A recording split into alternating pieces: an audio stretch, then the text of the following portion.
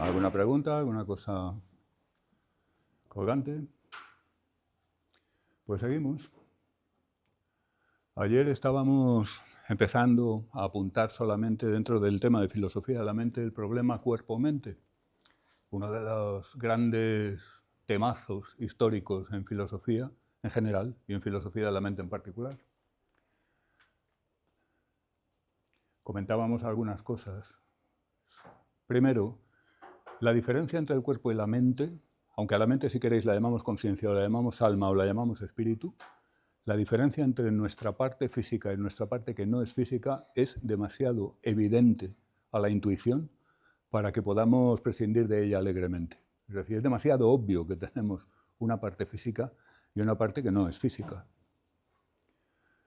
Pero claro, esto suscita preguntas. ¿De qué estamos hablando? Claro, la parte física no plantea demasiados problemas, porque somos análogos físicamente a muchos otros animales.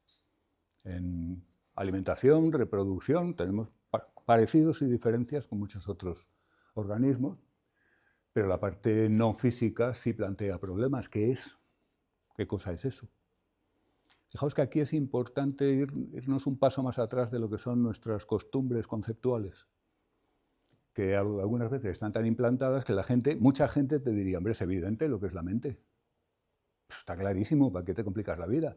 Los filósofos siempre buscándole los tres pies al gato. No, que va. En absoluto. ¿Qué clase de cosa es eso? ¿Cómo se relaciona con el cuerpo? Si se supone que tu cuerpo recibe un estímulo y eso mentalmente te hace odiar a alguien que ha provocado ese estímulo porque el estímulo es doloroso, ahí hay una interacción entre cosas que ocurren en el mundo físico y cosas que ocurren en el mundo mental, digamos. ¿Cómo ocurre esa relación? O bien, en términos un poco menos ontológicos, como decíamos ayer, y un poco más semanticológicos, ¿cuáles son los referentes de los términos mentales? Fijaos, veíamos, al hablar de psicología natural, que no podemos vivir sin ella y que la psicología natural consiste en andar endosándole a todo el mundo predicados mentales. Tú crees que tal, tú temes que cual, tú tienes la esperanza de que más allá, tú deseas. Todo el tiempo estamos con eso y además no podemos vivir sin ello. Entonces, cuando decimos eso, tu creencia, tu deseo, ¿cuál es el referente? Es decir, ¿a qué apunta? Cuando digo perro, estoy apuntando a un perro. Si digo el perro, estoy apuntando a toda la especie canina. Pero si digo tu creencia, ¿a qué estoy apuntando? ¿A tu cerebro? ¿A tu cráneo? ¿A tu expresión facial? ¿A tu espíritu? ¿A qué? Esa es un poco la cosa. ¿Y cómo podemos darle sentido coherentemente a todo este conjunto de conceptos? Coherente entre sí y, lo que va a ser fundamental, coherente con el resto de nuestro conocimiento. ¿Cómo podemos dar significado a los términos mentales sin hacer polvo todo lo que sabemos sobre el mundo a través de las otras ciencias? O de la ciencia en general. ¿Vale? Tipos de respuestas que se dan a este conjunto de interrogantes sobre el cuerpo y la mente. Primero, los dualismos, en los que vamos a entrar inmediatamente. Los monismos que se les oponen. Dualismo hablamos de que son dos cosas, el cuerpo y la mente son cosas distintas. Los monismos dicen solo hay un tipo de cosa. Normalmente son monismos materialistas, lo único que hay es materia. Cuidado, hoy en día. El monismo idealista también ha existido. Pensad en Berkeley. Esse est percipi.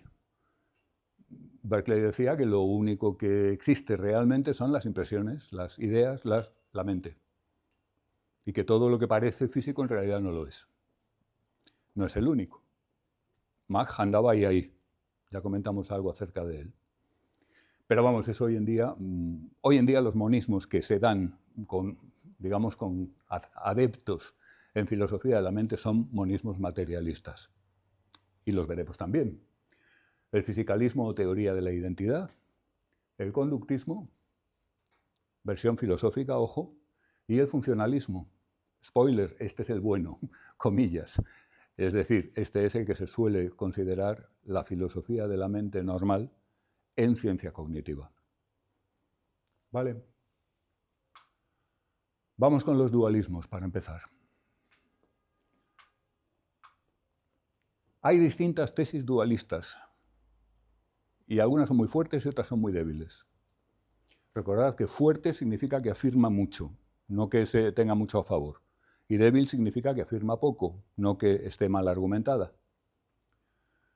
Dualismo de sustancias, dualismo de predicados y dualismo de propiedades. Son las tres que hoy en día podemos distinguir, eso, que todavía hay gente que los sostiene.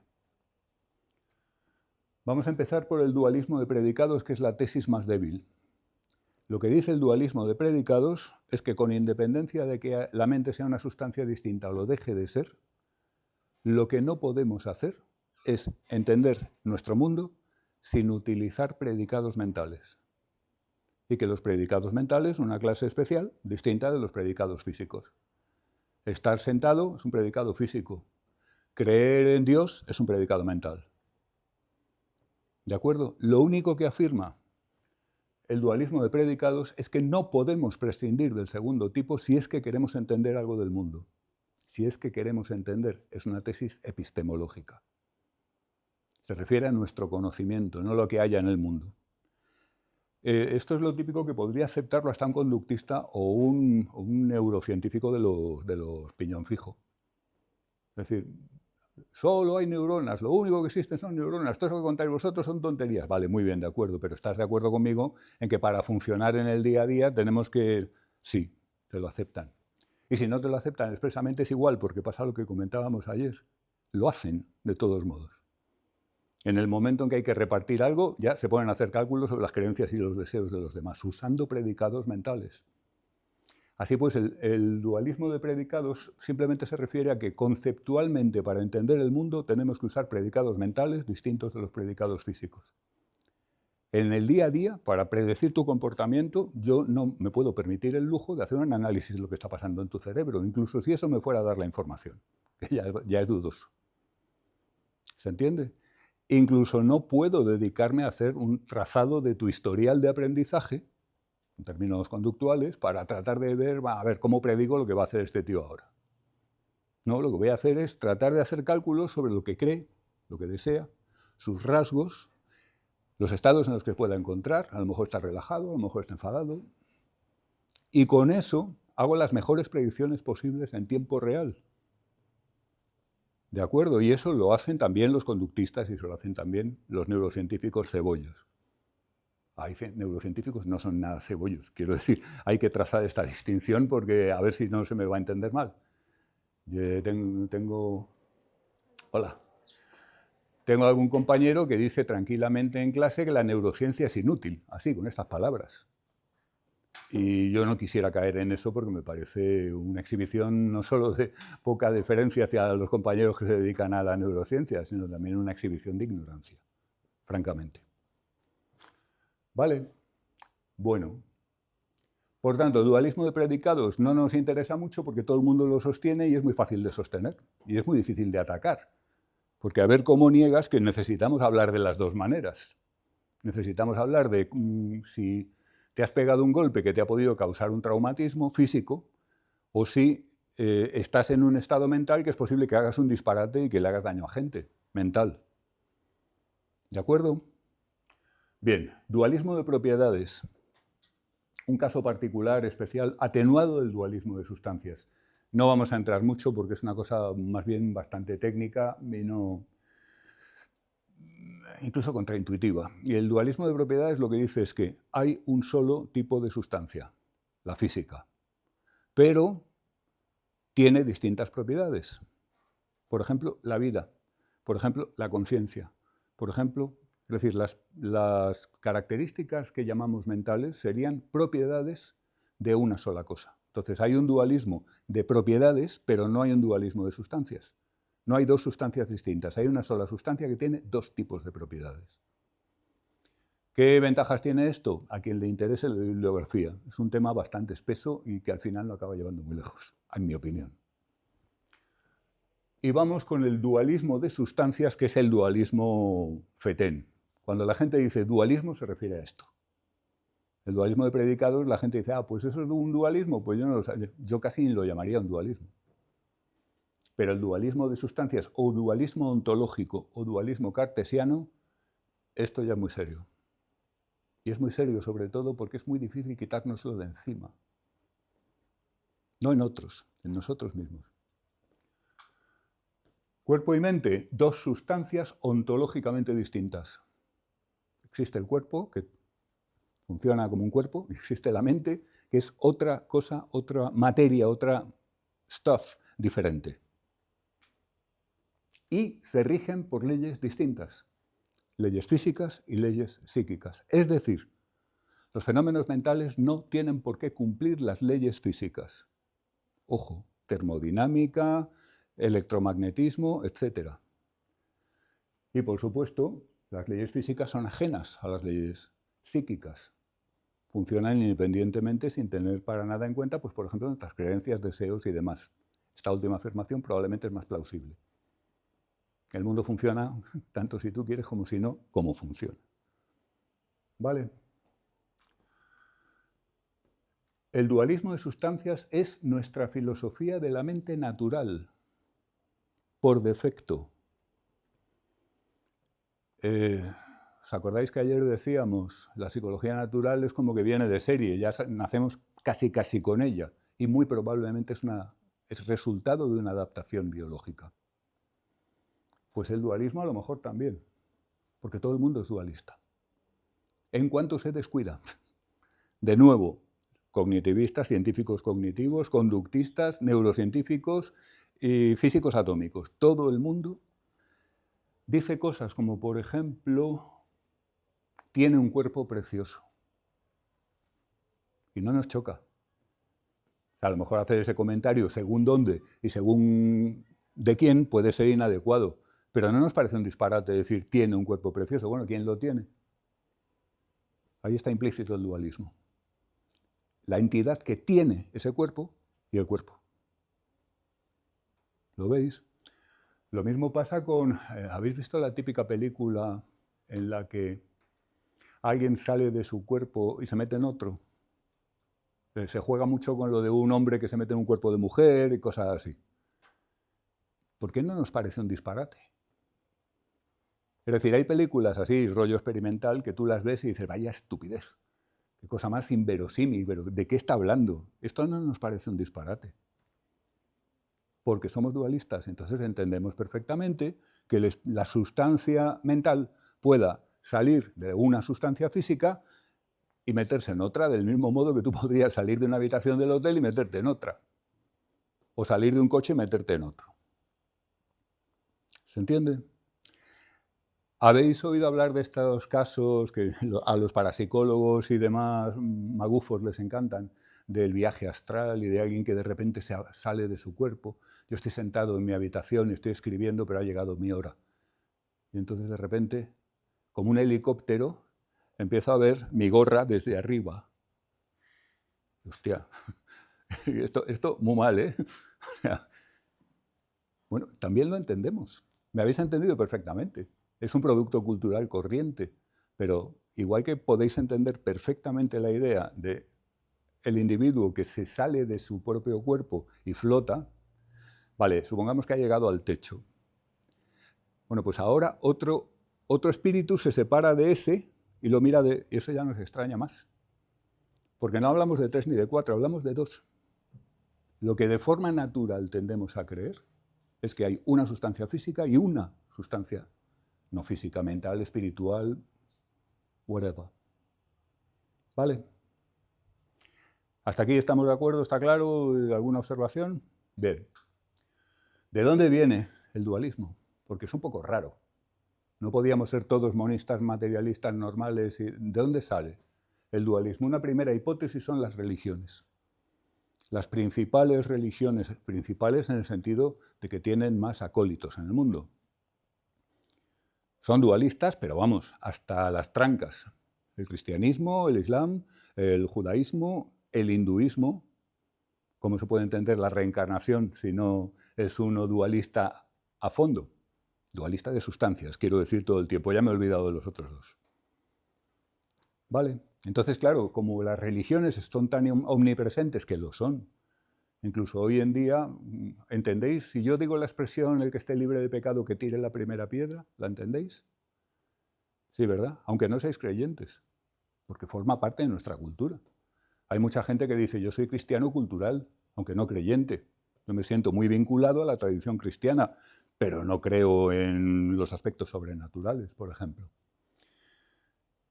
El Islam no es una religión, es una forma de vida, es una Weltanschauung, una forma de ver el mundo, que incluye todo, no solamente lo espiritual, sino lo legal, lo económico, etc.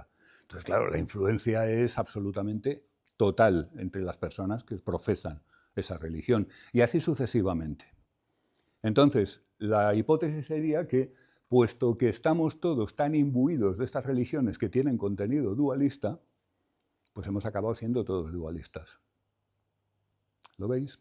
Hipótesis filosófica que yo sepa no se ha puesto a prueba. Y yo no me la creo. Yo creo que esto no es cierto, que es al revés.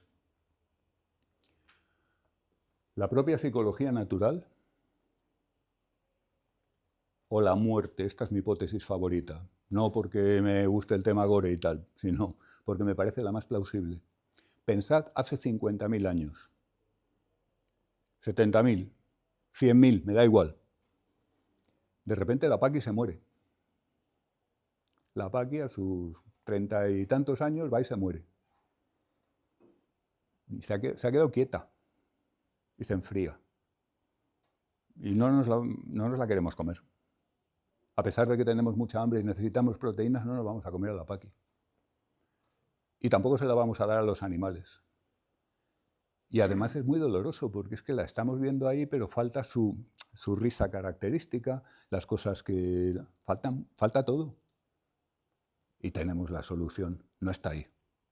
Se ha ido a otro sitio mejor, donde puede recolectar las mejores bayas por toda la eternidad y cazar los mejores alces por toda la eternidad. Y es tan reconfortante que es imposible sustraerse a ello. Porque si no es horrible, tenemos que asumir que una persona queridísima, que forma parte de nuestro pequeño grupo que anda por el mundo solo, que ha desaparecido, que se ha ido a tomar por culo. Es demasiado duro. El ser humano, si os fijáis, es el único que sabe que va a morir. Somos los únicos que sabemos que vamos a morir. Y eso, si uno cree en un creador, pues yo le pediría explicaciones. Es decir, ¿por qué nos has hecho esta jugada? ¿Se entiende? Pero bueno, no entremos en cuestiones, sí. Yo quería preguntar, en este caso la muerte, la idea que has propuesto es una idea sobre el origen de... Sí. Pero no me queda claro el mantenimiento de esta capacidad, cómo se contempla desde esa teoría. Porque hay gente, El por ejemplo, mantenimiento. quiero decir, hay gente, por ejemplo, que no ha tenido nunca exposición a un cadáver. Entonces es a través de que te lo cuenten otras personas o... Es interesante el cuestionamiento.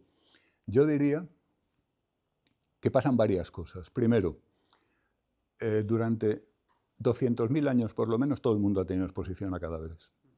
Lo que tenemos aquí ahora es muy raro. En gran parte de África, hoy, un niño ya ha visto no sé cuántos cadáveres. Aquí, como no estudies medicina, es muy raro. Pero los raros somos nosotros. Eso por un lado. Por otro lado, a partir de un punto en el cual podemos estar empezando a no ver tanto, podríamos perfectamente sostener esa creencia porque sigue siendo reconfortante. Por otra parte, yo no necesito ver un cadáver para sentir el dolor de haber perdido a alguien. Y me sigue siendo muy gratificante pensar que está en un sitio mucho mejor y que es feliz y que... Claro, luego esto tiene muchos problemas, porque ¿cómo puede ser feliz una madre dejando a sus hijos sufriendo en este valle de lágrimas, como se dice en el cristianismo? Es decir, ¿cómo puede la madre ser feliz en un paraíso cuando sus hijos están sufriendo? Bueno, insisto, no entremos, pero hay muchos mecanismos posibles para que se mantenga esa creencia una vez que se ha implantado. Fíjate que estamos hablando seguramente de la inmensa mayoría del tiempo de historia de nuestra especie. ¿Cuáles sean exactamente los mecanismos? No lo sé y no creo que se haya investigado. Pese a lo cual me sigue pareciendo más plausible esta hipótesis, porque fíjate, una vez que estamos sumidos en nuestro dolor por la pérdida de alguien querido, entonces vienen las religiones y ponen el tenderete. es en este orden, en mi opinión y en la de unos cuantos antropólogos, porque esto hemos entrado en la antropología, así como sin darnos cuenta, o sin... ¿Se entiende? A ver. Entonces los animales tienen un instinto de supervivencia para evitar la muerte, pero sin saber qué es la muerte. Yo diría que sí. Es decir, del mismo modo que un animal no sabe que la luna es un trozo de tierra, pero la ve y puede utilizarla para orientarse o para iluminarse, pues un animal tiene una serie de tendencias de conducta innatas que le llevan a evitar la muerte. El número uno, la capacidad de sentir dolor, seguramente, pero hay muchos más. Ahora, que tenga conocimiento de que o sea, que un chimpancé o un hipopótamo diga, joder, macho, me voy a morir. Nosotros, los humanos, tenemos desarrollados un gran conjunto de mecanismos para no estarnos enfrentando continuamente a ese hecho. Ese hecho es horrible. ¿No habéis pensado alguna vez? Te lees la típica novela de hace muchos años. O sea, que la historia transcurre, por ejemplo, en la Inglaterra victoriana. Y hay un chico y una chica jóvenes que están enamoradísimos y les pasan una serie de cosas. Época victoriana, son polvo, ya. Y tú estás leyéndolo como si fueran gente, pues como tú, un poco así, jóvenes y tal. No, ¿qué va? Están. Es un hecho que aprendemos a mantener a raya, pero es brutal.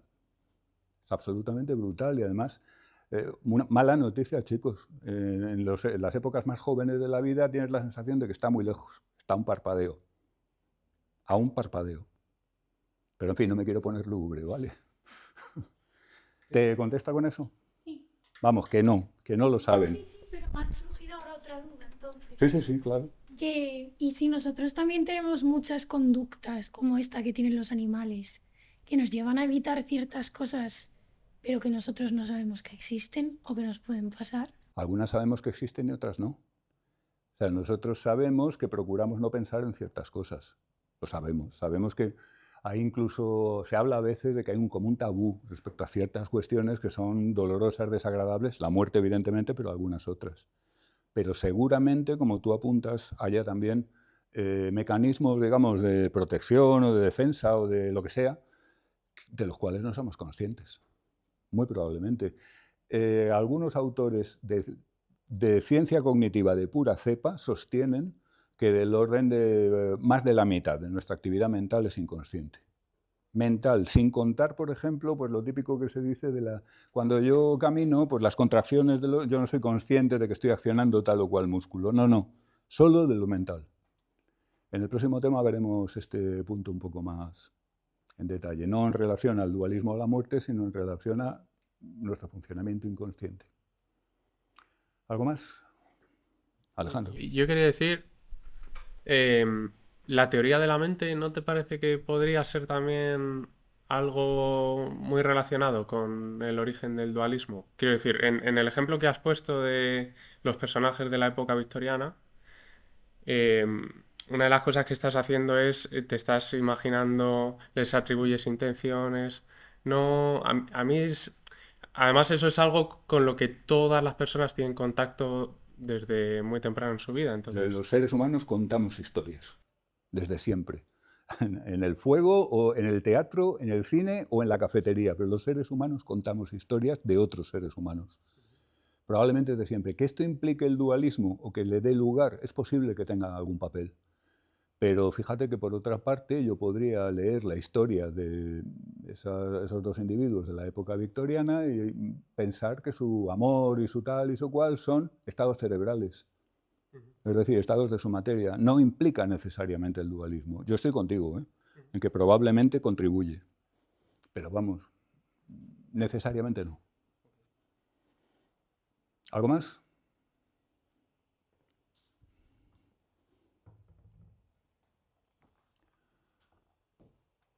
Así pues, de algún sitio viene. Probablemente no está en otras especies en ningún sentido. En la nuestra sí, y además con carácter universal. Es decir, no hay ninguna cultura conocida, ni actual ni pasada, que sea monista. No la hay. Todo el mundo tiene alguna idea de creencias, de deseos, emociones, espíritus, tal, como algo distinto de lo físico. Y además distinto ontológicamente, si nos lo pudieran decir. ¿Vale?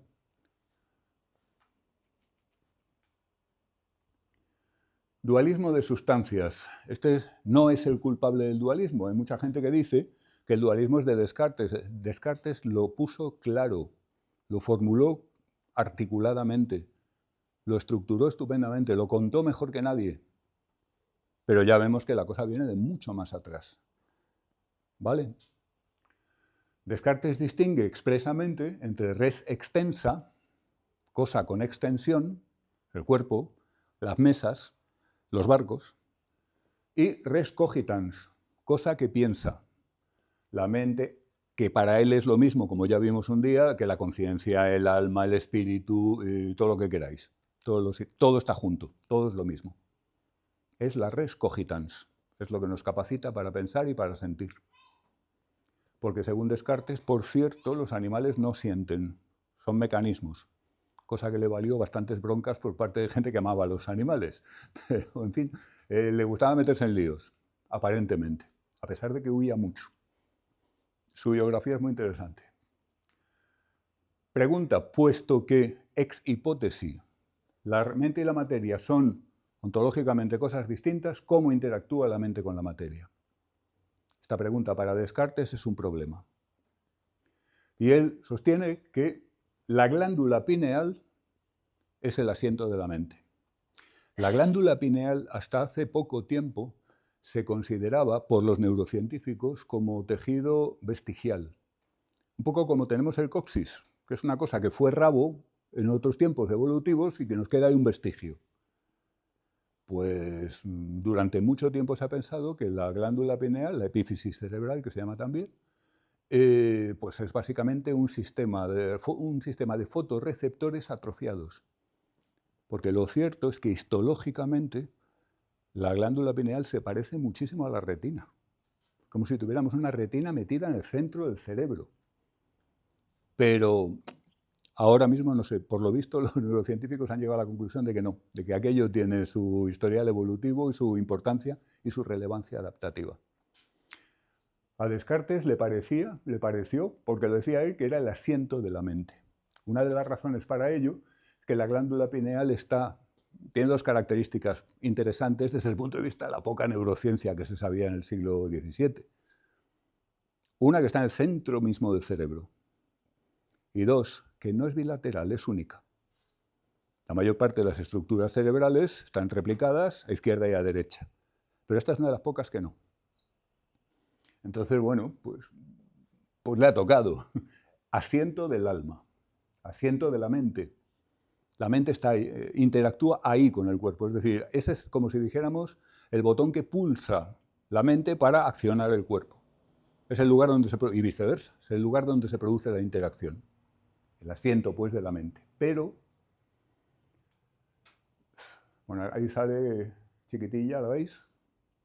Pero, en fin, eso es muy mareante, así que mejor lo quito. La gente se me raya con los GIFs. Isabel de Bohemia. Isabel, princesa de Bohemia. Hace unos años hubo una estudiante en clase que se parecía más a ese retrato y la gente la miraba cuando salía la traspa. El caso es que esta mujer, no os dejéis impresionar por lo de princesa, era una muerta de hambre. Era la típica rama que no estaba en el poder de una familia de altísima alcurnia, pero los típicos nobles venidos a menos. Bueno, además ella era religiosamente muy fanática de su secta particular. Esta es una época muy convulsa dentro del cristianismo porque están todos los protestantismos variados ahí bullendo. Y ella era de una secta que era católica, pero menos, no me acuerdo. Hasta tal punto que rechazó una oferta de matrimonio que era, para los estándares de la época, que no se podía rechazar. Un tipo majo, rico, bueno, bien posicionado, etcétera, etcétera, pero es que no era de la secta adecuada. Entonces para ella era implanteable. Y siguió en la miseria. Al final se hizo monja. Y fue abadesa de una abadía por ahí, por el centro de Europa, con un éxito enorme en el sentido de que toda la gente de su congregación la apreciaba enormemente y la gente de la comarca la tenían por una gran benefactora. Es decir, las mujeres inteligentes en esta época tenían pocas salidas profesionales y esta optó por una de las pocas que había. Hacerse abadesa. Bueno, el caso es que Isabel de Bohemia fue una corresponsal de Descartes durante toda su vida. La correspondencia entre ellos es deliciosa de leer, porque adoptan de una manera muy elegante y muy trabajada un estilo en el que ella se dirige a él como disminuyendo en mi propia ignorancia, mis limitaciones, tengo que preguntar, y ¡buah!, le mete un zasca que no veas. Y él se refiere a ella como majestad, mujer de altísima alcurnia que me hace el honor de interesarse por mis escritos. O sea, tienen ahí un ten con ten muy curioso y muy bien escrito, sobre todo. Los libros que hay con la correspondencia son, vamos, para el que le guste la literatura y especialmente el género de, ¿cómo se llama?, de las cartas. Bueno, la correspondencia así en plan fino es muy agradable de leer. Vale, bueno, pues Isabel de Bohemia, lo primero que se leyó de Descartes fueron las meditaciones e inmediatamente encontró el fallo, encontró el punto, encontró el problema. ¿Cómo consigue usted esa interacción? No lo entiendo. Esta pobre mujer necia y tal, no comprende cómo en su sabiduría usted... Pero le está dando boom, boom, boom. Y el otro le contesta como dándole mucho las gracias, pero yo creo que por dentro estaba pensando, hija puta, la monja esta, la que me está liando. O sea, pero bueno, eso ya son montajes que se puede hacer cada uno. El caso es que Isabel de Bohemia da en el clavo. ¿Cómo es posible que necesite un asiento algo que no tiene culo, por decirlo gráficamente? Es decir, si el alma no es corpórea, ¿de qué le sirve esa glándula que usted dice que es donde... ¿Cómo puede el alma pulsar el cuerpo, hacerlo moverse? ¿Cómo puede el alma recibir información del cuerpo? Bueno, pues esa es precisamente una tesis que era importante en el sistema de Descartes y que los cartesianos prácticamente no defendieron nunca. Los cartesianos fue una escuela muy fuerte durante todo el siglo XVIII. Andaban a la greña con los newtonianos por una serie de discrepancias importantes en sus planteamientos, tanto filosóficos como científicos. Pero esto no lo defendieron. Defendieron a muerte la teoría de los vórtices para la gravedad, por ejemplo. Pero no insistieron en lo de la glándula pineal porque es una causa perdida, y ya se daban cuenta entonces. Isabel de Bohemia le había dado en toda la diana desde el principio. Era el punto que fallaba del sistema de Descartes. Gilbert Ryle, ya en el siglo XX, acuñó la expresión el fantasma de la máquina, que la conocéis porque está en películas, en series, en videojuegos, en discos, Vamos, me extrañaría que no hubiera un grupo de música que se llamara el fantasma de la máquina. No lo conozco, pero no sería raro. A lo mejor ni siquiera porque no es lo bastante especial, es una cosa demasiado conocida como expresión. Pues la idea del fantasma de la máquina es la siguiente. Esta es la máquina. Imaginadlo como si fuera el espacio entre los dos hemisferios cerebrales. Pero es una máquina física. Tiene sus mandos y sus palancas y sus manubrios para hacer cosas. Entonces, un operario humano físico puede entrar aquí y modificar cosas, flujos, corrientes, apertura o cierre de válvulas, cosas así. ¿Pero qué puede hacer un fantasma? Es decir, algo no físico. El fantasma puede intentar, con sus manos fantasmales, accionar los diales, las palancas y los... Pero no puede. El fantasma no toca. Es un fantasma, no es físico. Entonces el fantasma no pinta nada. En realidad, si está ahí, está de adorno. Ni siquiera porque se supone que no se ve. Esta es la idea de Ryle.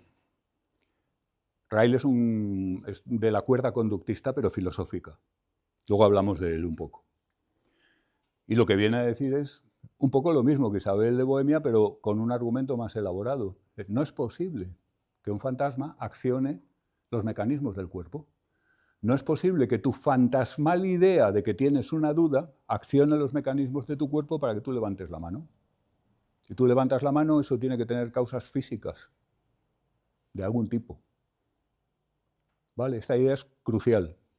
Enseguida volvemos un poquito sobre ella. Pero nuestro pobre fantasma en la máquina, lo único que puede hacer es estar dentro de la máquina. No puede accionarla, no puede manipularla, no puede causar nada en ella. Esto es un fotograma de una película muy antigua ya. Vamos, cuando yo la vi, la chica con la que la vi me dijo, esto por si os sirve de pista, por si la queréis ver o no, me dijo, bueno, se pasó la película llorando y al salir me dijo que le había encantado. Una cosa que a mí me pareció un poco contradictoria en su momento, pero luego he aprendido que hay gente que le gusta llorar en las películas, igual que hay otros que les gusta llevarse sustos, con lo cual yo resueno más. Bueno, para llorar, por lo visto, es estupenda. El caso es que el tema es que la chica está amenazada por unos malos o algo por el estilo y el chico lo sabe, pero antes de avisarla muere. Y entonces se queda como fantasma y está toda la película intentando comunicar con ella de algún modo. Pero claro, el fantasma no solamente no puede besarla, no puede hablarle. Se va a hablar con un fantasma experto que hay por ahí, que lleva mucho tiempo de fantasma y que ha aprendido unos truquillos que le permiten modificar un poco lo que pasa. Se va a hablar con una medium, a ver si alguien le puede ayudar porque él necesita avisar a su chica de que está en peligro. ¿Lo veis, no? Bueno, pues exactamente lo mismo. El fantasma no puede, claro, con toda la fantasía que le echemos, pues los fantasmas de las películas cierran puertas, típicamente a lo bestia, son maleducados, y hacen todo este tipo de cosas. Tiran objetos, matan al perro, casi siempre matan al perro, en fin, estas cosas. Pero no puedes besar a un fantasma. Y un fantasma no te puede besar a ti. Y si alguien se ha muerto y tal, y lo echas de menos, pues mala suerte, procura pasar página. Problemas del dualismo de sustancias. Desde el punto de vista actual. Ya Isabel de Bohemia ya le puso el dedo en el ojo. Gilbert Ryle, con la imagen del fantasma en la máquina, lo dejó muy claro, pero desde el punto de vista de la filosofía actual, el mundo físico es un sistema causalmente cerrado. Esto quiere decir que cuando en el mundo físico hay un efecto, la causa también es física. Y se acabó. Y digo se acabó porque esto está sobradamente acreditado. Si la mente no forma parte del mundo físico, se sigue que no puede causar acciones físicas corporales. El elemento que añadimos aquí es el enunciado: el mundo físico es un sistema causalmente cerrado. Fijaos, no existe la más mínima evidencia empírica de influencias externas, influencias fuera del mundo físico. En todos los cientos de miles de experimentos que se han hecho a lo largo de la historia, antes o después tendría que haber aparecido alguno en que dijeras, uy, pues aquí hay un efecto que no se explica por nada físico. Jamás ha ocurrido. Lo cual de alguna manera fortalece el enunciado. Pero además, teóricamente, la causación de un suceso físico, como que tú levantes la mano, por un suceso no físico, como que tú tengas una duda o una crítica que hacer, infringe las leyes más seguras de la ciencia, las de la termodinámica concretamente. Si tú levantas la mano, ahí hay energía ordenada. Se está haciendo un trabajo que consiste, bueno, aunque tú no seas muy grande o muy... pues hay que vencer el peso de tu brazo. Y eso no se hace con energía al azar. Eso es un trabajo que requiere energía aplicada ordenadamente. Si esa energía viene de fuera del mundo físico, desde la perspectiva del mundo físico es como si viniera de la nada. Es decir, como si se creara. Y dicen las leyes de la termodinámica que la energía no se crea. Punto. ¿Lo entendéis? Es decir, no es posible que energía procedente de la nada actúe de forma ordenada para producir un movimiento. No es posible. ¿Se entiende? No es posible, de acuerdo, insisto, con las leyes más seguras que tenemos. En ciencia todo es provisional. Pero, ojo, es que las leyes de la termodinámica, hermano, palabras mayores, ¿eh? No hay una maldita excepción. Nunca. Y mira que ha aparecido a veces, ha dado la impresión de que podía y luego resulta que no. La entropía crece, la energía ni se crea ni se destruye, etc. ¿Visto? Por lo tanto, el dualismo de sustancias es incompatible con la ciencia, así de duro. ¿Qué pasa entonces? Un tema que también hemos discutido bastante en el foro. ¿Qué pasa con los creyentes? ¿No pueden ser científicos? ¿Qué pasa con los científicos? ¿No pueden ser creyentes? Sí, por supuesto. Incurriendo en contradicción, como tantas veces hacemos los humanos, o incurriendo en un cambio de juego. Es decir, cuando yo me pongo a trabajar como científico, asumo que el dualismo de sustancias es incompatible con la ciencia porque debo asumirlo. No puedo poner acción espiritual como una variable, operativizada como ninguna media alta. No voy a hacer eso, aunque yo crea en la acción espiritual en mi vida de no científico. No sé qué tal se llevará eso, pero no es imposible. Todos tenemos contradicciones y muchísimas, y algunas importantes. ¿Vale? No en todos los ámbitos de nuestra vida podemos jugar con las mismas barajas. Entonces, dentro del juego, cualquier juego científico propiamente dicho, el dualismo de sustancias no se puede sostener. El fin de semana, haz lo que quieras, por decirlo de algún modo. ¿De acuerdo? ¿Alguna observación? ¿Qué alternativas tenemos respecto al dualismo de sustancias? Fijaos, el dualismo de sustancias, joder, ya lo traemos casi puesto. Como decíamos antes, todos lo creemos, en un sentido al menos cuando no nos paramos mucho a pensarlo. Es decir, es una teoría filosófica que más o menos todo el mundo suscribe. Eso es una joya. Pero es que encima también hay científicos, John Eccles, por ejemplo, que se declaran dualistas. Karl Popper, filósofos. Todos habéis oído hablar de Karl Popper. Bueno, pues Karl Popper de mayor pues, tiene un libro escrito con Eccles precisamente que se titula El yo y su cerebro, que es una proclama del dualismo y su supuesta compatibilidad con la ciencia. Es decir, Popper también. Entonces, todo el mundo se lo cree espontáneamente.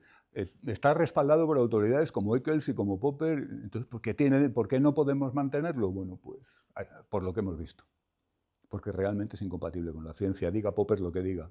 Popper, ya de mayor, pues le pasaba lo que a mucha gente ya de mayor. Jerome Brunner es otro caso muy evidente. Jerome Brunner hacía una investigación en razonamiento e información de conceptos absolutamente puntera en su relativa juventud, y de mayor se dedicó a hacer unas cosas muy gaga, modelos narrativos y cosas así.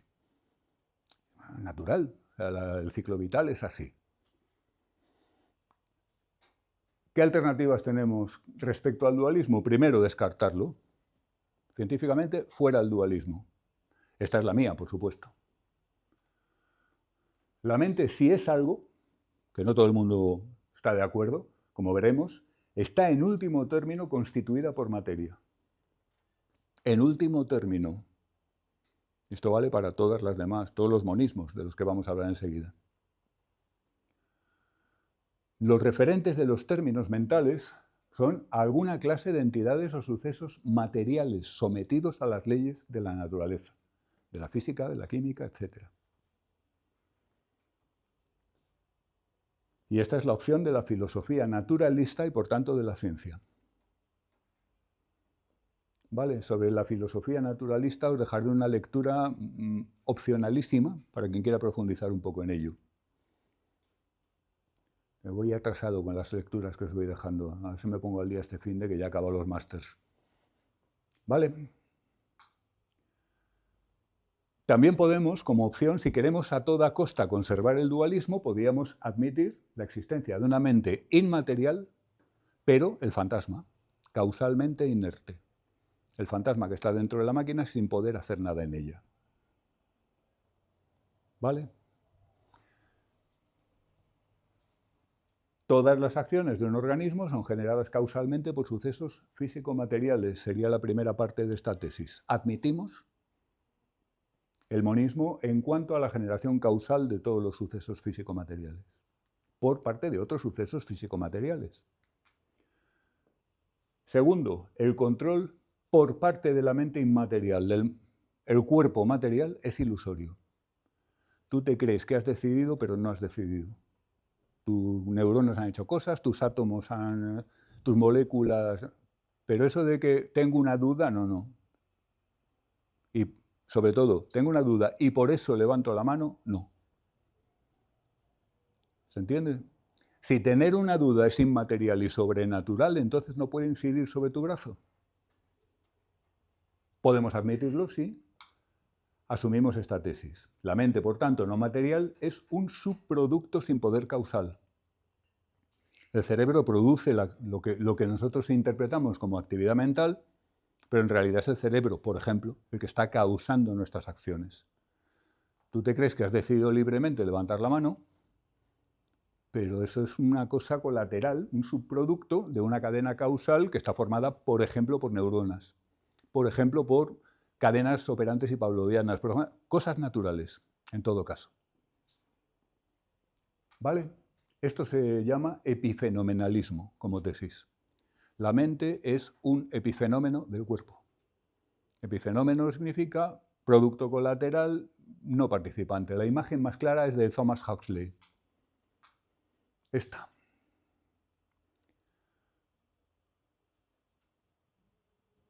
El cuerpo hace sus cosas de acuerdo con las leyes de la física,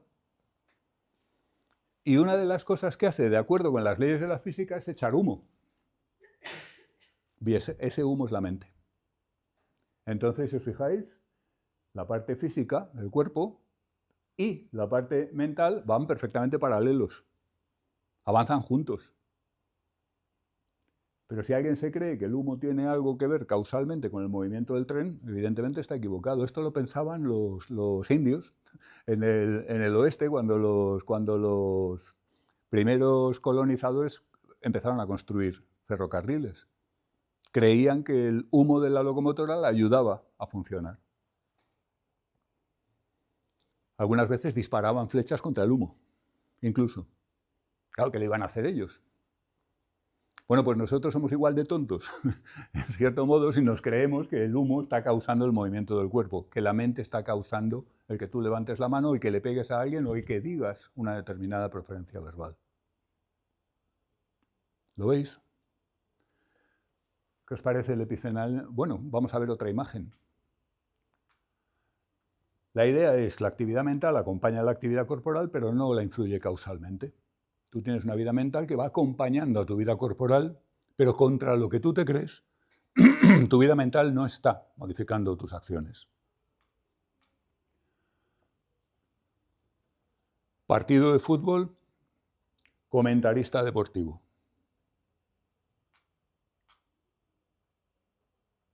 Lo que diga el comentarista deportivo no influye para nada en lo que pasa en el campo.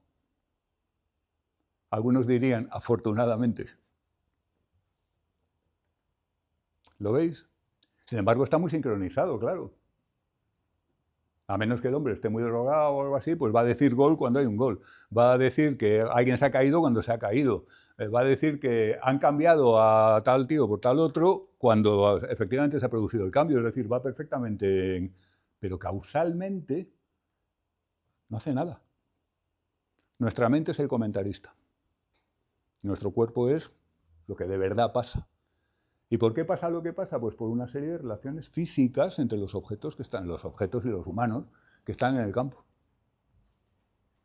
¿Se ve? Es otra imagen de la misma idea.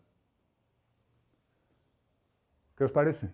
¿Os gusta el epifenomenalismo? Y a mí esto me está recordando, en Introducción a la Psicología 1, nos pusieron... ¿Perdón? En Introducción a la Psicología 1. Nos pusieron como, bueno, se pone mucho esta metáfora de tú lloras porque estás triste, ¿no? Sí. Pero según esto sería al contrario. Entonces, la teoría de James sobre sí. las emociones. Entonces, claro, aquí digamos que estarías triste porque lloras, ¿no? ¿O no? Sí, efectivamente esto no es compatible con la teoría de James. Es decir, hay muchos fenómenos que parecen explicarse bastante bien desde el punto de vista, por ejemplo, si a ti te fuerzan a una determinada actividad, está comprobadísimo que tu estado emocional y tal va a cambiar de acuerdo con esa actividad. Si uno, lo que tantas veces se dice, si el que no vive como piensa, acaba pensando como vive. Es decir, esa relación muchas veces tiene toda la pinta de que es a la inversa. Lo que sostiene el epifenomenalismo es exactamente lo contrario. Correcto. ¿Alguna observación? ¿Os lo creéis? Aviso, en el tema sobre conciencia vamos a ver que el epifenomenalismo, que a todo el mundo le cae muy mal, porque le tenemos mucho cariño a la idea de que nos gobernamos a nosotros mismos y que yo decido y que yo hago lo que quiero con mi vida y que yo hago lo que quiero con mi cuerpo y que le tenemos mucho afecto a todas esas ideas, pero el epifenomenalismo no, es la idea contraria. ¿Qué pasa? La vía de salida es la otra, abandonar el dualismo. Si quieres conservar el dualismo de sustancias, probablemente, puesto que lo de la causalidad de la mente hacia el cuerpo no se sostiene, probablemente estás abocado a alguna forma de epifenomenalismo. Es decir, admitir que existe una mente inmaterial, pero que es inerte. No suele gustar, no es popular, pero ya veréis, hay incluso datos científicos. Ok, vamos a pasar a los monismos. Monismo suena a hacer monerías un poco, pero... Fisicalismo, también llamado teoría de la identidad. El referente legítimo de cualquier término mental es un estado físico, típicamente un estado neural. Cuando yo digo, Jacobo cree que los gatos son espías a sueldo del gobierno, o Montse desea que el Barça gane la Liga, y se va a joder, estoy hablando de estados de sus sistemas nerviosos. No estoy hablando de la mente de Jacobo ni de la mente de Montse. Estoy hablando de sus cerebros, literalmente. ¿Vale? Este es el punto de vista característico de toda esa gente que dice que cuando se sepa lo bastante del cerebro no hará falta la psicología. Que hace falta ser pelotudo, no haberte parado a pensarlo ni 5 minutos. Es como decir, cuando se sepa lo bastante sobre la circuitería de los ordenadores no harán falta los antivirus. Pues te lo vas a comer todos. Capullo. ¿Me entendéis, no? Pero ahí está esa idea. Una manera de entender cuáles son los referentes de los enunciados sobre estados mentales es entender que son en realidad enunciados que se refieren a estados cerebrales. Desde el punto de vista naturalista es intachable. Desde el punto de vista filosófico no tanto, como vamos a ver enseguida. Lo que llamamos estados mentales son idénticos a estados neurales. De ahí lo de teoría de la identidad, que es una etiqueta muy usada en filosofía de la mente para referirse a estos puntos de vista. El lenguaje mentalista, el de la psicología natural, pero no solo, lenguaje de creencias, deseos, razonamientos, inferencias, etc., según algunos de los que sostienen este punto de vista, por ejemplo los Churchland, por ejemplo Stitch, etc., es una taquigrafía práctica que nos sirve para estar por casa, para entendernos, y según otros es mítico y equívoco, y habría que quitarlo del medio, o al menos sacarlo de la filosofía y de la ciencia, aunque la gente luego en su vida cotidiana, cuando no está trabajando, haga lo que quiera. Y esto es lo que se llama fisicalismo eliminativista. Quieren prescindir en filosofía y en ciencia del lenguaje mental. Estos son los más radicales, obviamente. ¿Entendido hasta aquí? Es así de sencillo. Hay dos tipos de tesis fisicalistas. Esto puede que lo hayáis visto en psicología del lenguaje, algunos. El fisicalismo de casos afirma que para todo enunciado mental hay un estado cerebral que le corresponde y es su referente. Si yo digo, María está pensando en el fin de semana, pues si eso es verdad un cierto estado mental, un cierto estado neuronal de María. Esto es la tesis de la sobreveniencia, no sé si entrar en esto. ¿Os suena? La tesis de la sobreveniencia, dicho pronto y mal, afirma que en este caso, en el caso particular del mente y cuerpo, que los estados mentales sobrevienen en los físicos, lo que quiere decir que no puede haber un cambio de estado mental sin que haya un cambio de estado físico. ¿De acuerdo? Es decir, tú no puedes pasar de estar pensando en el fin de semana a volver a pensar en la clase en la que estás sin que cambie algo en tu cerebro. No puedes mantener el mismo estado cerebral y cambiar de estado mental. ¿Lo entendéis, no? Una tesis bastante moderada, flojita y yo creo que muy fácil de aceptar y de asumir. ¿Vale? Para cualquiera que no sea un dualista de sustancias.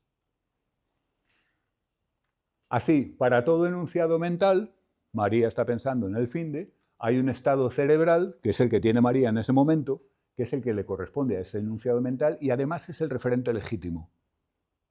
Esto es un poco también la hipótesis de la taquigrafía, pero esto lo acepta todo el mundo. Yo lo acepto, desde luego. Yo no me creo que sea posible un cambio de estado mental sin que haya cambios cerebrales. En cada caso de estado mental habrá un estado cerebral. ¿Qué pasa?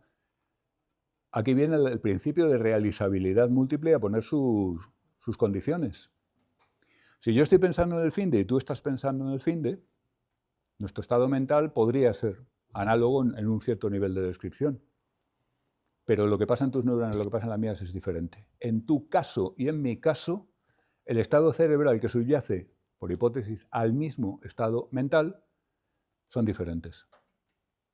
De ahí lo de fisicalismo de casos. Cada caso de estado mental tiene un caso de estado cerebral. ¿Vale? De nuevo, sigue viéndose como una tesis plausible, aceptable, razonable y que pues pasa un poco lo del dualismo de predicados, que en el fondo todo el mundo lo acepta, menos los dualistas más sobrenaturalistas recalcitrantes. ¿Vale? El fisicalismo de casos no dice nada sobre si enunciados mentales similares corresponden a estados cerebrales similares, que este es el punto complicado. Aquí es donde la realizabilidad múltiple dice que ni hablar. De hecho, la idea de realizabilidad múltiple surge para Putnam en el contexto de un debate con los fisicalistas. ¿Vale? Así pues, fisicalismo de casos, tesis relativamente débil, bastante débil, muy fácil de aceptar para cualquiera que no sea un dualista extremo, que crea en el alma como entidad espiritual. Fisicalismo de tipos. Sí.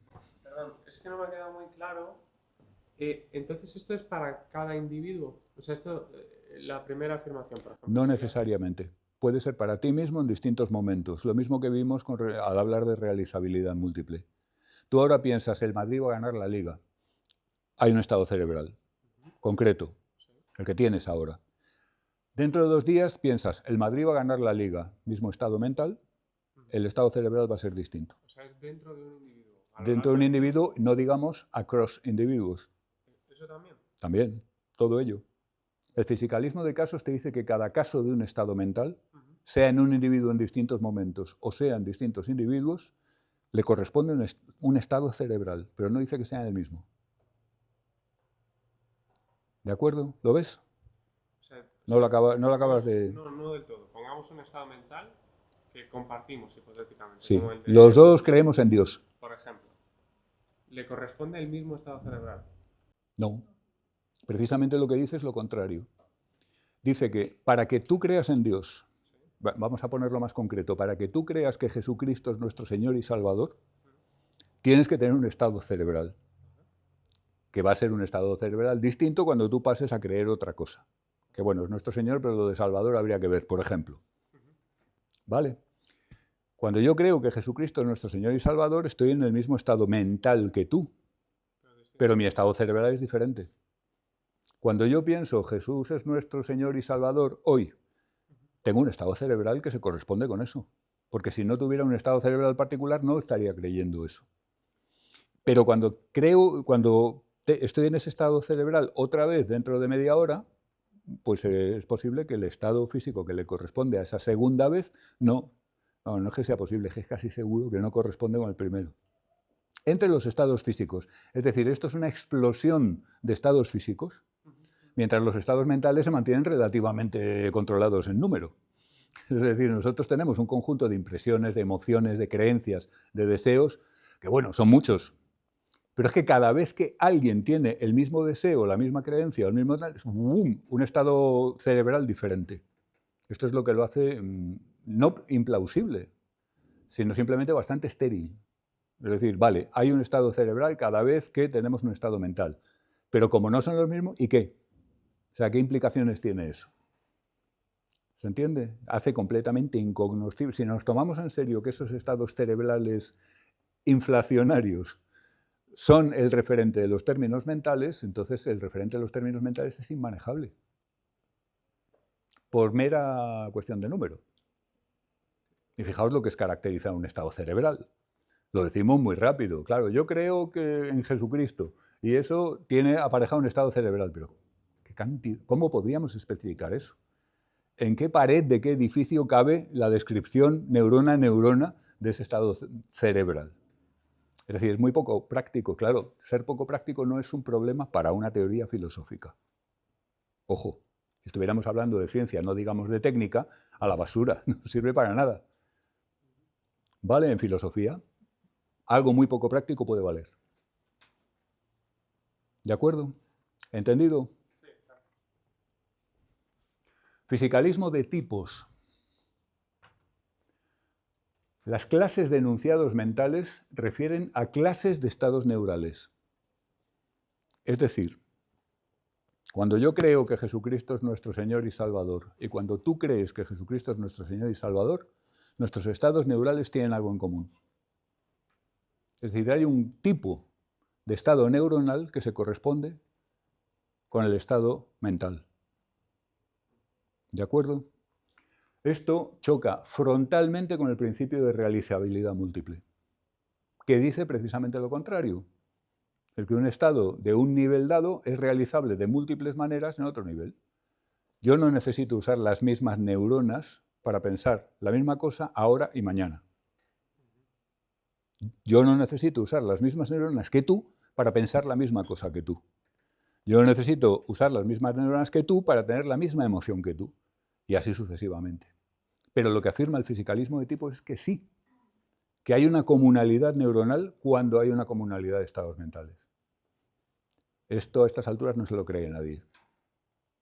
Porque en cuanto le das 2 vueltas de tuerca, estás en la neurona de la abuela. ¿Os acordáis de la neurona de la abuela? Que es una idea histórica, una chanza histórica que dicen, algunos se creen que hay una neurona que sirve para pensar en su abuela. Y que si tú piensas en tu abuela, se activa esa neurona. Y si se activa esa neurona, tú piensas en tu abuela. O sea, es una idea muy estúpida. De hecho, es una chanza, es un meterse el dedo en el ojo a algunos neurocientíficos que se han venido muy arriba, en un momento histórico anterior. Años 50, por ahí. ¿Se entiende? Pero es que esto va en esa dirección. Hay una configuración neuronal que es la propia de estar deseando que se acabe la clase. Entonces, si todos estamos deseando que se acabe la clase, todos tenemos esa misma configuración neuronal. Venga ya. ¿Se entiende? Así que los fisicalismos, bueno, pues hay uno que es bastante inerte y trivial y que es aceptable para todo el mundo, y el que tiene más contenido, el que es la tesis más fuerte, pues está bastante desacreditado. Porque, entre otras cosas, todo lo que hemos hecho desde que se formuló inicialmente en inteligencia artificial demuestra lo contrario. Cuando ChatGPT está ejecutándose en una máquina, en otra, en la de más allá, los estados electrónicos son diferentes. Y esto no es una especulación, esto es un hecho. ¿Entiende? Cuando tú te bajas desde tu ordenador, eso es un Apple, ¿no? Tú te bajas desde el Apple un documento que es una lectura de una asignatura. Y tu compañero, ¿esto es un Apple también? No. Tu compañero desde una máquina Windows se baja el mismo texto de la misma asignatura y los dos lo estudiáis. La configuración electrónica que hay ahí, que sirve de base al documento, es completamente distinta de la configuración electrónica que hay aquí, que sirve de base al mismísimo documento. Es decir, tiene que haber una configuración electrónica adecuada o tú no tienes tu documento. Fisicalismo de casos. pero no hay un tipo de configuración electrónica que se corresponda con el documento. Puede ser múltiple, realizabilidad múltiple. Falsa o descalifica el fisicalismo de tipos. ¿Entendido?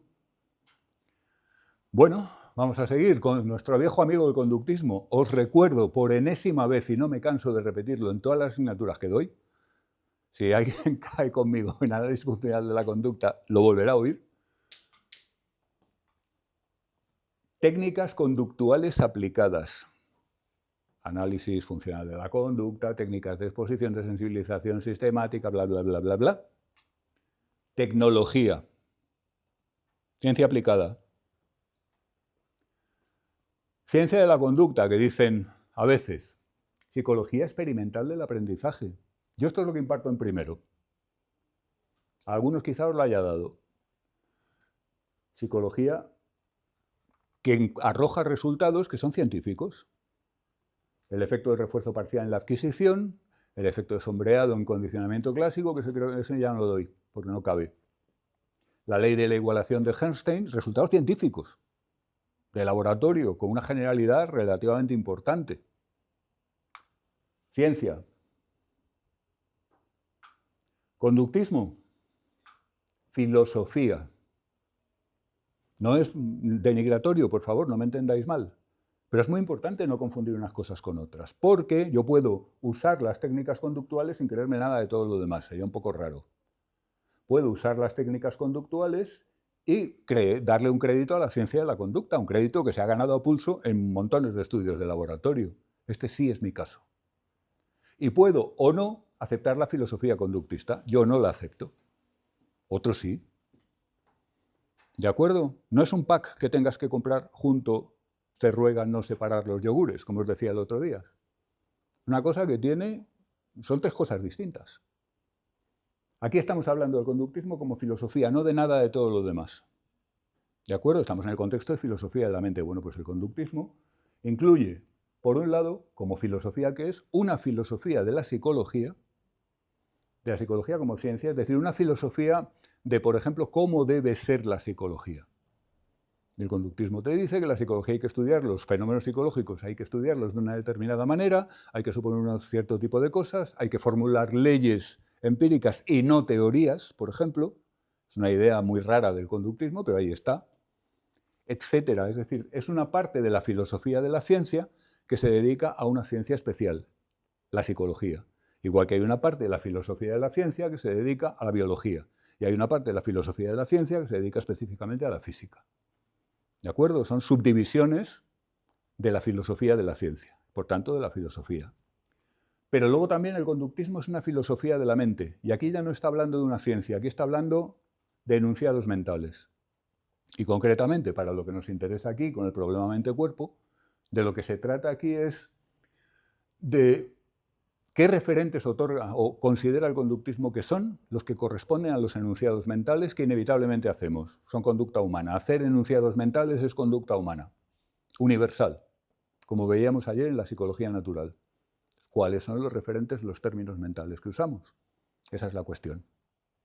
Y el conductismo tiene sus propias respuestas y, por tanto, tiene sus propios postulados en filosofía de la mente. ¿De acuerdo? ¿Veis la distinción entre filosofía de la psicología y filosofía de la mente? No me quedó claro cómo era la diferencia. ¿Perdón? Exactamente. O sea, no me quedó claro la diferencia entre psicología explicada desde el conductismo y mente.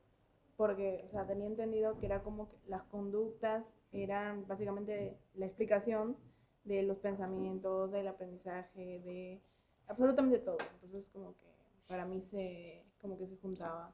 A lo mejor, déjame avanzar un poco y es posible que te conteste. Y si no, por favor, insiste sobre el tema. ¿De acuerdo? La diferencia entre filosofía de la psicología y filosofía de la mente supongo que está clara, ¿no? Conceptualmente está muy clara, pero luego en la práctica te encuentras a veces publicaciones en que se mezclan las dos cosas. Conceptualmente, filosofía de la psicología es filosofía de la ciencia, solo que de la ciencia psicológica, especialización. Filosofía de la mente no tiene por qué ser acerca de la psicología, aunque evidentemente va a decir muchas cosas sobre psicología, pero sobre la mente. ¿De acuerdo? Bueno, un poco académica esta distinción de todos modos. No es importante a nuestros efectos. Lo que sí es importante que conductismo es filosofía. E insisto en otra cosa que siempre digo, no lo digo yo, lo dice Skinner.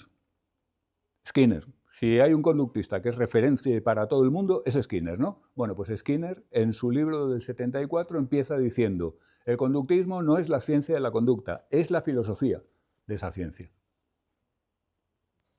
¿Vale? Así que no soy yo. Vamos a centrarnos en lo que dice el conductismo sobre filosofía de la mente.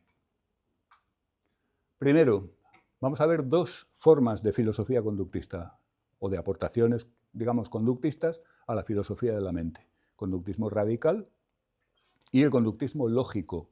El conductismo radical seguro que habéis oído hasta aburriros. El conductismo lógico es posible que no sea tan familiar, porque es una tesis más nativa de la filosofía, por así decirlo.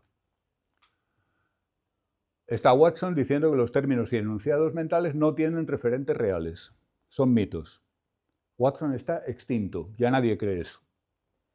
¿Vale? Tuvo éxito en los años 10 y hasta los años 20 y tal y cual, pero fue sustituido por otras formulaciones del conductismo. A fecha de hoy no hay filósofos watsonianos. A lo mejor queda alguno en una cueva en un desierto. Pasan cosas muy raras. Había una comunidad en el desierto mexicano, un desierto mexicano, en México hay más de un desierto, si no estoy equivocado, que vivían de acuerdo con los preceptos de Walden 2 de Skinner. ¿Conocéis Walden 2, el libro, la novela que publicó Skinner? Bueno, pues una comunidad a la manera de la que se describe en Walden 2, siguiendo los principios. Su página web no está actualizada desde el 90 y tantos, así que no sé si siguen existiendo, se han matado unos a otros o se han ido al cielo de los conductistas. Así que Watson ahí queda. ¿Qué pasa? Que los filósofos de la mente suelen juntarlos. Es decir, dicen conductismo radical, se refieren a Watson en primer lugar y en segundo lugar a Skinner. Hoy en día en filosofía de la mente se habla de conductismo en el apartado historia. No es una cosa que esté, digamos, muy actualizada, pero bueno, algún skinneriano queda. Sobre todo los psicólogos que tienen esto como filosofía de la mente. Los filósofos, digamos, especializados en filosofía es raro que sostengan un punto de vista conductista. A mí no se me ocurre ninguno ahora mismo. La tesis es muy distinta, no son mitos, no es un referente inexistente. Los términos y enunciados mentales se refieren a sucesos conductuales encubiertos. Y esto ya quizá empieza a tener que ver con lo que tú decías antes. Es decir, cuando yo digo María está enfadada, estoy diciendo que María tiene una conducta encubierta. Cuando yo digo Jesús cree que el Madrid va a ganar la Liga, estoy diciendo que Jesús tiene una conducta encubierta. Cuando yo digo el doctor House cree que el diagnóstico es epiforesis endrógena, estoy diciendo que el doctor House tiene una conducta encubierta. El referente de esos términos mentales y enunciados mentales es conducta encubierta. The skin makes no difference. La piel no implica ninguna diferencia, dice Skinner. Vale, ya argumentamos algún día que esto de los sucesos conductuales encubiertos es como mínimo incoherente y probablemente contradictorio. Pero algunos argumentos merece la pena verlos porque es que son muy curiosos. Hay un artículo de Esteve Freixas, que a lo mejor alguno lo ha manejado en alguna otra asignatura, si habéis tenido algún profe conductista les encanta mandarlo a los estudiantes. El artículo se llama ¿Qué es conducta? ¿A alguien le suena? Bueno, es igual. Y da una serie de argumentos muy resumidos y muy claritos de lo que es la filosofía de la mente skinneriana. El primero es el argumento del iceberg.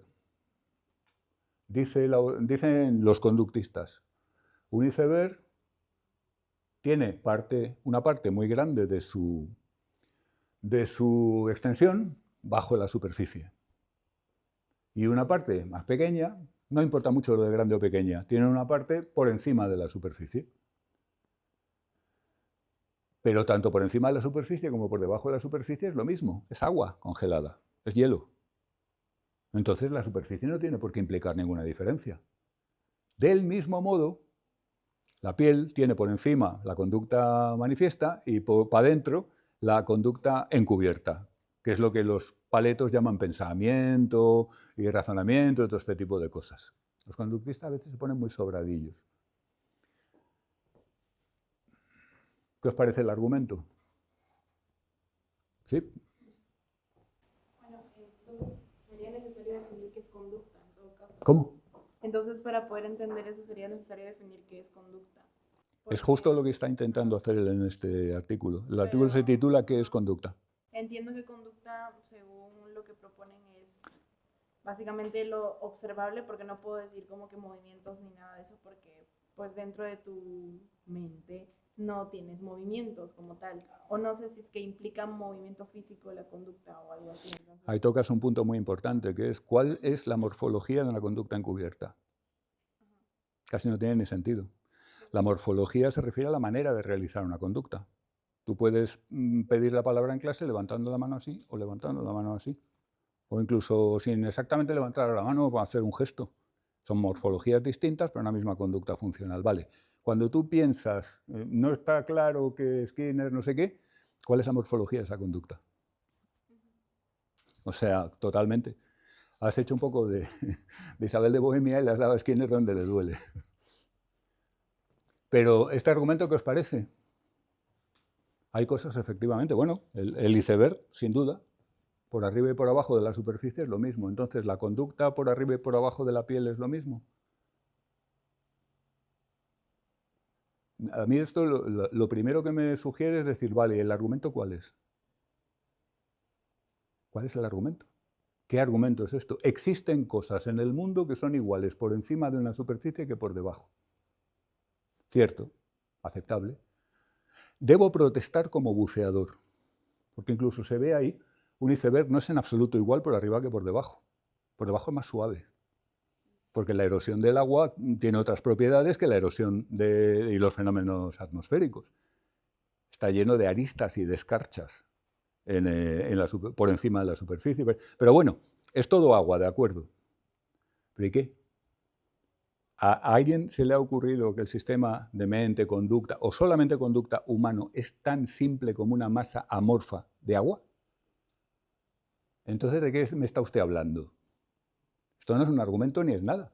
Esto, si acaso, podía ser una ilustración en la cual el autor, el Skinner, el Fraser, quien fuera, nos dice, mira, te voy a explicar cómo lo entiendo yo. Yo entiendo que la conducta es como un iceberg. Entonces, hay conducta que está por encima de la superficie y conducta que está... Entonces yo, muy bien, señor Skinner, entiendo perfectamente su punto de vista, pero ya lo entendí antes de que me pusiera esa señal y además ahora mismo me sigue pareciendo tan absurdo como antes. Pero sería una ilustración, no un argumento a favor de la idea. Porque si queremos hacer metáforas, yo también tengo una. Esa. El árbol, por encima y por debajo de la superficie, es muy distinto. Por encima de la superficie, morfológicamente, el árbol es verde. Por debajo, el marrón.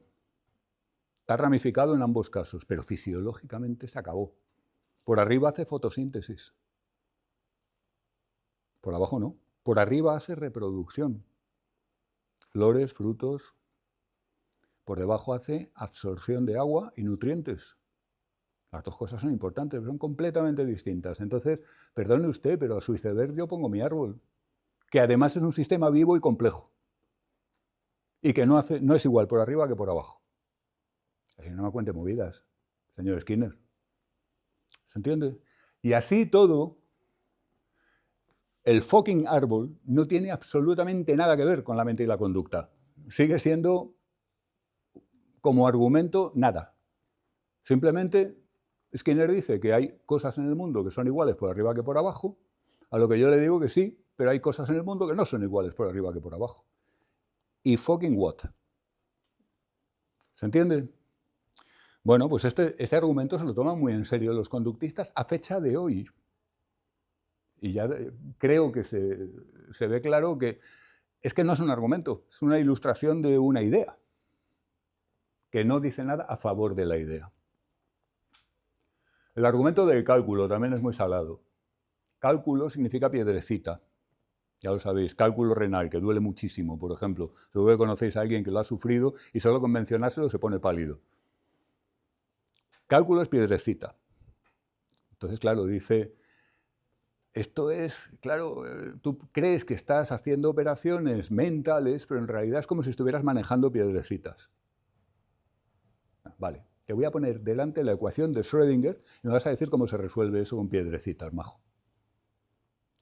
¿Os acordáis del dominio de juguete, el toy domain, de que hablábamos en inteligencia artificial? SLDU funcionaba muy bien, pero tenía el problema de que solamente funcionaba en un dominio de juguete demasiado simplificado. Esta tesis funciona para contar 1, 2, 3, 4 y para hacer sumitas muy sencillas. Pero para las matemáticas de verdad esto no sirve. ¿A alguien se le ocurre pensar que cuando Gödel formuló los teoremas de la incompletitud estaba manejando piedrecitas encubiertas?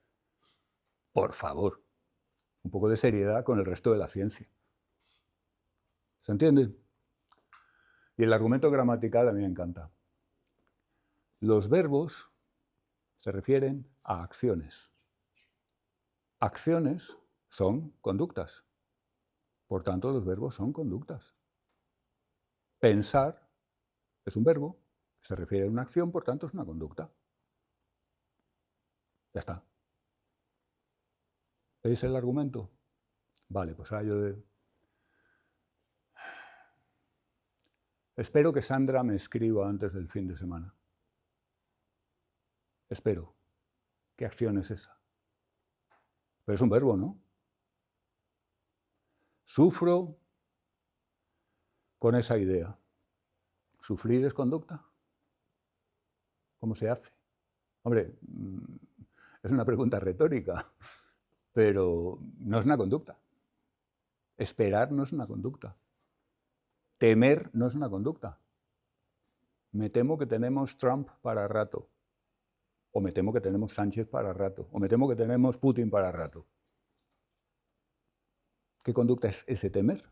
¿Voy a hacerle algo a los mencionados, a los aludidos, de pobre de mí? ¿Se entiende? Es decir, es una sobreinterpretación de una idea puramente superficial. Efectivamente, los verbos gramaticalmente son acciones, pero no físicamente son acciones, todos ellos. Patear sí es un verbo que se corresponde con una acción física, con lo que podríamos llamar conducta. Yo pateo el culo de Skinner es una conducta. Y el verbo patear es una acción, es una conducta. Pero yo espero que Skinner haga un argumento decente alguna vez. Es una esperanza infundada porque ya murió el pobre hombre. Pero no sería una conducta incluso si Skinner siguiera vivo. Es un estado mental. Yo espero que X es un estado mental que no se puede adscribir a una conducta, que no puede tener una conducta como referente, porque estaríamos violentando su significado y su gramática y la manera en que lo empleamos. En definitiva, viene a ser su significado para los que somos wittgensteinianos 2. ¿Entendido? Así que adiós. Conductismo lógico, una idea mucho más interesante, desde el punto de vista filosófico. Ojo, no seré yo quien reste importancia a Skinner en ciencia y en tecnología. ¿Vale? Skinner ha hecho maravillas en ciencia, ha hecho maravillas en tecnología. Y bien por él. Et cum justis scribatur, sin la menor duda. Pero en filosofía pues no está el hombre no ha estado nunca muy fino. Conductismo lógico se suele atribuir, se atribuye con razón, al trabajo del filósofo británico Gilbert Ryle, el mismo del fantasma de la máquina, by the way, el mismo que acuñó el término, en el libro The Concept of Mind, que no sé por qué motivo lo tradujeron al español como el concepto de lo mental, en lugar del concepto de mente, que es literalmente lo mental suena a psicoanálisis. Todo lo que es lo suena a psicoanálisis o a filósofos franceses. Lo absoluto, lo absurdo, lo inconsciente. El lo es un artículo, yo creo que se debería de casi de prohibir en los contextos filosóficos. ¿Verdad? Estoy exagerando. Pero bueno, no había ninguna necesidad de darle ese tufo psicoanalítico a un libro que es de un preciosismo lógico extraordinario. Un libro que merece la pena leer, aunque luego al final uno esté más o menos de acuerdo con según qué tesis. Total, ¿qué viene a decir el conductismo lógico? Los términos y enunciados mentales, su referente, lo que designan, son disposiciones o tendencias conductuales. No son conductas encubiertas. Cuando yo digo fulano cree tal, lo que estoy diciendo es que fulano tiene determinadas propensiones conductuales. Una idea bastante más fina. Lo de las conductas encubiertas es un mero disparate. Esto, como veremos, tampoco es correcto, pero al menos es un poco más sofisticado. Juan tiene sed, estado mental. La sed es un estado mental que todos conocemos y que es enormemente desagradable. Es peor que el hambre. ¿Vale? Pues Juan tiene sed significa, si hubiera agua, Juan bebería, que es un enunciado conductual. Contrafáctico y condicional, lo cual desde el punto de vista lógico es un problema, pero un problema menor, vamos a dejarlo aparte. ¿De acuerdo?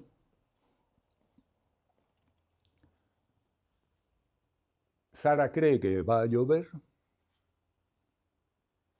Si Sara sale, cogerá el paraguas. De nuevo, sustituimos el enunciado mental, que incluye el verbo, el predicado cree que, lo sustituimos por un predicado conductual, coger el paraguas. Como consecuente de un contrafáctico, de nuevo.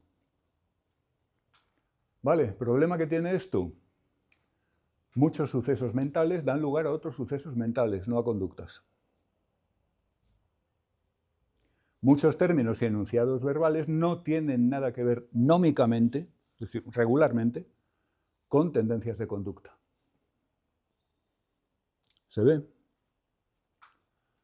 Después de pensarlo un rato, Sara cambió de opinión sobre Mónica. Sara está sentada sola con su café, ahí en la café. Piensa, joder, la Mónica es una hija de puta. Porque tal y porque cual, y bueno, no sé qué. Y, tal. Y sigue pensando, bueno, por otra parte, lo cierto es que Mónica se ha portado muy bien con María, que... Y al cabo de un rato, Sara dice, bueno, le vamos a dar el beneficio de la duda a Mónica. A lo mejor no es tan hija de puta como había parecido, solo un poco. O a lo mejor en el fondo resulta que es una buena tía. Todo esto Sara quieta con su café en la cafetería, sola. Y el estado mental ha ido cambiando. Un estado mental ha llevado a otro, que ha llevado a otro, que ha llevado a otro. De tal forma que al principio tenemos una creencia y al final tenemos la creencia opuesta casi. ¿Vale? ¿Cuál es ahí la propensión conductual? No la hay. Podríamos decir, bueno, pues, si Sara piensa que Mónica es una hija de puta, la va a atacar o le va a intentar hacer alguna faena. Y si piensa que es una buena tía, no le va a atacar, sino que va a intentar ayudar. Sí, pero es que ahí no estamos hablando de esas cosas. Ahí estamos hablando de casos, de un caso en el cual un estado mental lleva a otro y a otro y a otro y a ninguna conducta. ¿Se entiende? Y esto es más común que todo. Me pareció buena idea de entrada, pero luego se me empezaron a ocurrir inconvenientes y la abandoné. Esto nos pasa muchas veces. De entrada dices, ahí va, esto va a estar muy bien, voy a hacer tal, y luego empiezas, espera, a ver, esto cuesta tanto, necesito un tal espacio, igual no, esto no va a funcionar, va a haber que pensar otra cosa. La propensión conductual está al final, si acaso. Efectivamente, si crees que es una buena idea, es una tendencia, o puede que tengas una tendencia a ejecutarla. Pero todo el camino, desde es una buena idea, es una idea regular, es una idea mala, no, quizás sea buena, todo eso son estados mentales que influyen en estados mentales. No hay forma de reducirlos al planteamiento de Ryle. ¿Entendido? En general, los conductismos tienen muchos problemas con el pensamiento, como es natural. Como es natural. De cajón de madera de pino. Tanto el conductismo radical como el lógico. Pero esta idea yo creo que filosóficamente es una idea más sofisticada, más currada, y a mí me parece más interesante, aunque finalmente pues tenga la muerte digna de las ideas filosóficas buenas, o que en su momento parecieron buenas. ¿Vale? Y esta me encanta. Nunca la volveré a ver, pero deseo con toda mi alma que sea feliz. ¿Creéis que un ser humano puede pensar esto? Por supuesto que sí.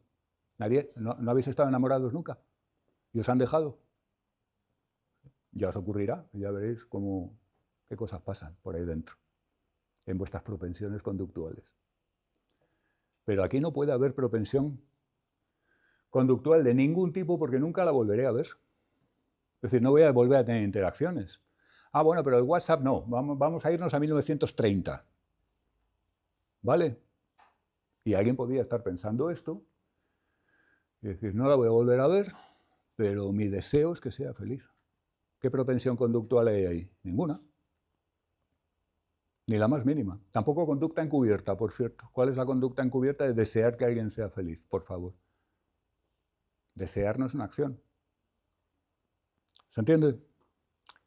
¿Está claro el punto complicado del conductismo lógico?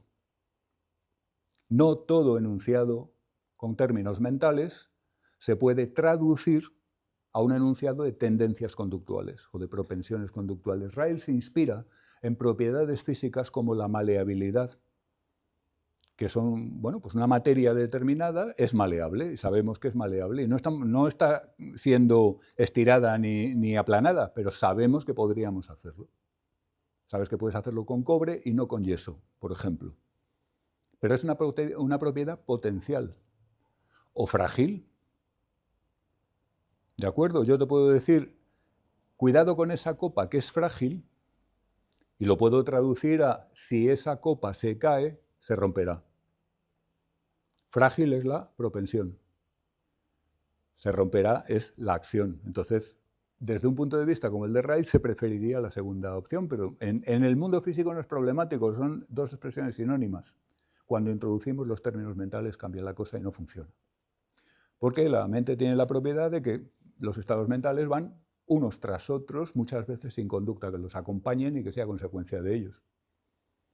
Alguien puede estar pensando durante horas, dándole vuelta a la y al final abandonar, es decir, y no hacer nada respecto a todo aquello que ha estado pensando y todas las posibilidades que ha considerado. No me digáis que no pasa esto algunas veces. Está claro, ¿no? Funcionalismo. La buena. Los estados mentales se definen por su función, es decir, por el papel que juegan en el conjunto del sistema. Una creencia es algo que tiene un determinado papel en el conjunto de tu sistema mental, que es un papel diferente del de un deseo, que es un papel diferente del de un temor, que es un papel diferente del de una esperanza y que es un papel diferente de una emoción, como la alegría o la nostalgia. ¿Vale? Los términos mentales designan estructuras de información que cumplen funciones. Una creencia es una estructura de información que cumple una determinada función. Ojo, lo hemos visto en tecnología. Lo vimos la semana pasada en sistemas basados en conocimiento. Como una creencia plasmada como estructura de información hace efectivamente que el conjunto del sistema se comporte de una determinada manera. Está demostrado más allá de cualquier duda razonable para los sistemas artificiales. Con lo cual uno pensaría, ¿van a ser capaces los sistemas artificiales de eso y nosotros no? Choca mucho. Anyway, es la posición filosófica más común en la ciencia cognitiva. Estado mental, estado funcional. Algo que es una estructura de información que cumple un determinado rol en el sistema.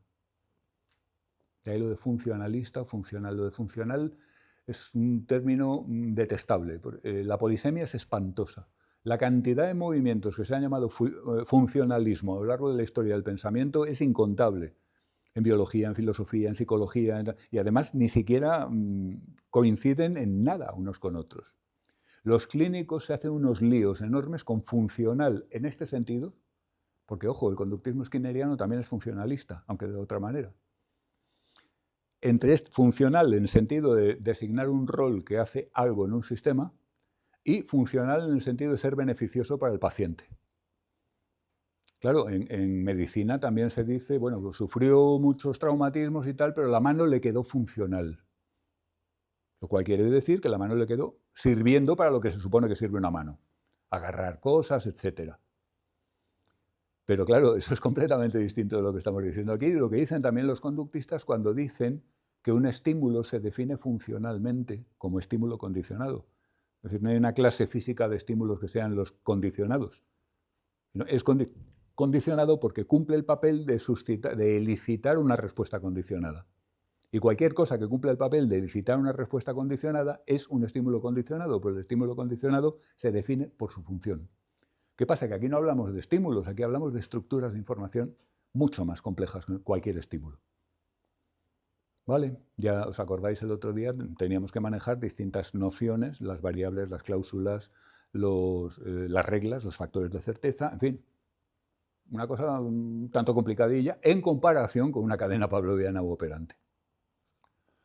En todo caso, el funcionalismo así entendido, también en gran medida hijo de Putnam y de Fodor, tiene dos padres, es la posición filosófica más común en ciencia cognitiva, por razones evidentes, supongo. Pero también tiene sus problemas, y no los vamos a barrer debajo de la alfombra. Fijaos, esto escribe Fodor en 1981, cuando ya el funcionalismo lleva tiempo rodando, una década aproximadamente. ¿Qué es lo que abre la válvula de una máquina? Está claro, la operación de un abridor de válvulas. ¿Y qué es un abridor de válvulas? Evidente, cualquier cosa que tiene la propiedad funcionalmente definida de hacer que las válvulas se abran. Y no me digáis que no tenéis la sensación de que nos estamos cogiendo los zapatos para levantarnos en el aire. Esto es circular. Igual que hablábamos un día, quizá os acordéis alguno, del problema que tiene la ley del refuerzo si definimos el refuerzo como aquello que incrementa una conducta. ¿Os acordáis? Ley del refuerzo. Si una conducta va seguida de un reforzador, se incrementa su fuerza, su probabilidad futura. Definición de reforzador, aquello que cuando sigue una conducta aumenta su probabilidad futura. Circularidad flagrante. Y dice el propio Skinner en 1938, no hay circularidad aquí. Fijaos, hace ya, y tiene razón, porque previamente hemos comprobado qué estímulos funcionan como reforzadores. ¿Qué pasa? Que esto en las aplicaciones no se puede hacer, no se hace. El clínico no comprueba previamente qué estímulos o qué sucesos funcionan como reforzadores para su paciente o cliente. Lo hace a ojo, los elige a ojo, por sentido común, y además hace muy bien, porque estamos en el chamán 2, estamos en el nivel de lo empírico sin teoría. Entonces, pues no hay una teoría que nos guíe para elegir. El problema aquí es el mismo, porque es otro funcionalismo, pero sigue siendo un funcionalismo. Y Fodor es el padre del funcionalismo, insisto, junto con Putnam. Y él mismo plantea esta crítica del mismo modo que Skinner la planteaba también. Hay una diferencia, claro. Sigue Fodor, un poco más adelante. El funcionalista puede contestar a esta objeción admitiendo constructos teóricos definidos funcionalmente solo si existen mecanismos capaces de realizar la función. Existen mecanismos capaces de abrir válvulas y solo si tiene alguna idea de las características que tendrían que tener tales mecanismos.